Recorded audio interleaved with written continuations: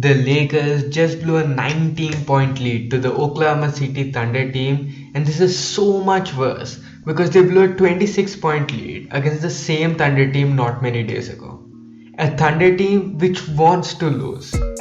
They have a lot of issues and a lot of concerns which they need to address, and this video is just going to talk about their main issue and talk about some of their side issues later. They be like, yeah. Can you teach me how to dirty? You know why? Cause all the bitches love it. All I need is a beat that's super bumpin'. And for you to back it up and dump it. Leave a like on this video and subscribe if you haven't already. I drop regular NBA content, and with the NBA season going on, this should interest you. So do subscribe to the channel. So the Lakers have multiple problems, but they have one major problem, and I think even the biggest Russell Westbrook stan would agree with me that he has been the biggest issue for this Lakers team so far. Ever since the Westbrook trade, I've been very critical of it, and I've made it clear multiple times that it never made sense to me. And all the questions I had about this team and how this trade would work out for the Lakers have come out to be true. My main criticism about this Russ trade was that Russ is the redundancy for this team. All the departments he is great to elite in are things the Lakers already had and were already great in. And the weaknesses in Russ's game are things the Lakers were already weak in and only got weaker by trading for him. So they didn't really fill any holes by trading for Russ, and moreover created more holes by giving away the guys they did to get Russ. So what is Russell Westbrook very good at? Finishing, for which they already had two dominant interior presences, playmaking, for which they already had one of the greatest playmakers of all time.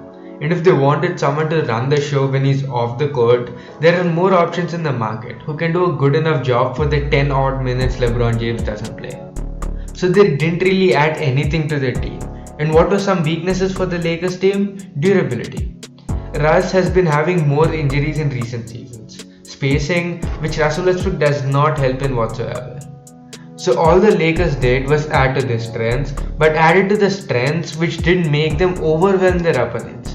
Because finishing is a part of basketball which doesn't allow you to overwhelm opposing defenses. Like for example, shot creation is an offensive aspect with which you can overwhelm opponents. So how much ever of that you have, it isn't really a redundancy or a problem. For example, the Nets last year when they added James Harden. So there were reasons why I was so critical about this trade, and it never made sense to me. Then it made slight sense because maybe, just maybe, they wanted LeBron to rest more and Westbrook to carry them and do that elite floor raising which he is all-time level good at in the games LeBron doesn't play. But so far in the season, it's been counterproductive.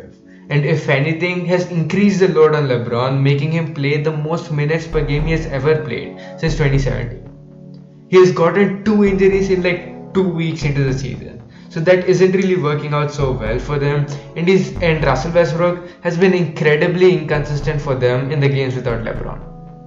He takes away many touches from Anthony Davis and doesn't let him operate to his fullest potential, and they don't run nearly as many pick and rolls as they should with Anthony Davis and Russell Westbrook, so this is a problem for them.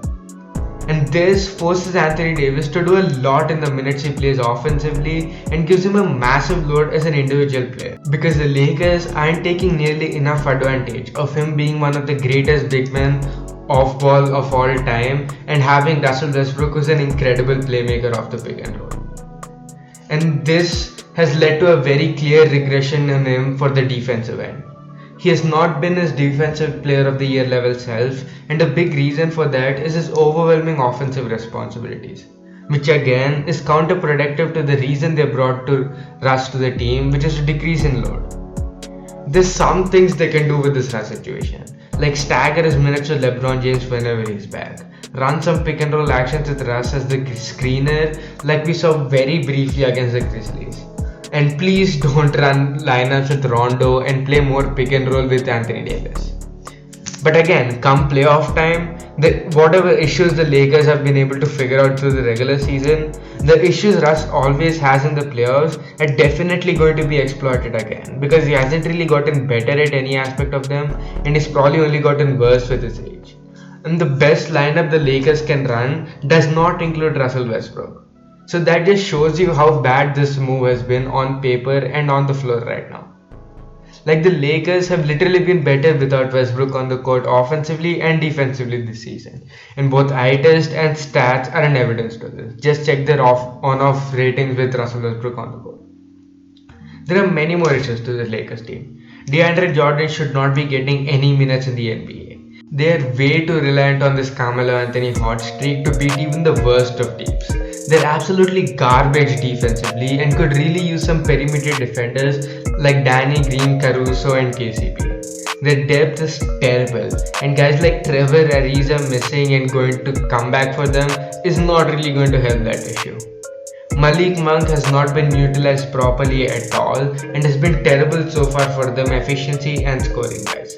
Rajon Rondo is just not very good anymore, and Kent Bazemore is one of the worst role players in the league right now.